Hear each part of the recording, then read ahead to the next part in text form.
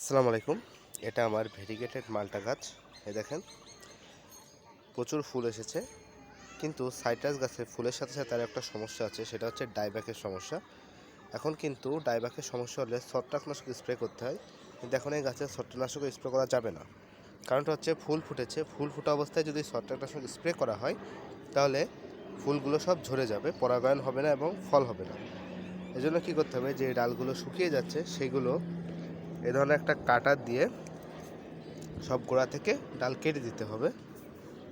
তা না হলে শুকাতে শুকাতে গাছটা একসময় মারা যেতে পারে। দেখুন এই ডালটায় যেমন সমস্যা হয়েছে, আমি এই ডালটা গোড়া থেকে কেটে দিলাম। একটা ডাল এটাও গোড়া থেকে কেটে দেবো, একটা ফুল আছে তাতে কোনো সমস্যা নেই। এই দেখুন আর একটা ডাল, এইভাবে সব ডালগুলো গোড়া থেকে কেটে দিতে হবে।